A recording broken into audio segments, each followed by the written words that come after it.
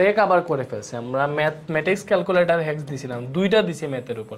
একটা হচ্ছে একটা ভিডিওতে আমরা 991 ইএস এবং ইএক্স এই দুই টাইপের ক্যালকুলেটরের হ্যাক্স দিছি, এবং আরেকটা ভিডিওতে শুধুমাত্র ক্যাসিও 100 ms ক্যালকুলেটরের হ্যাক্স দিছি।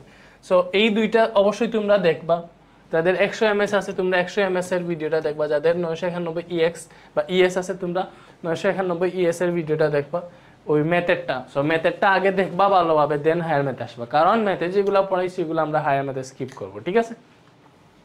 তাহলে আমরা শুরু করি। ফার্স্টেই দেখো এই যে এইটা কি বলছে, x to the power 4 x to the power 4 minus 2x square plus 3x K x plus 2 দ্বারা ভাগ করলে ভাগশেষ কত হবে?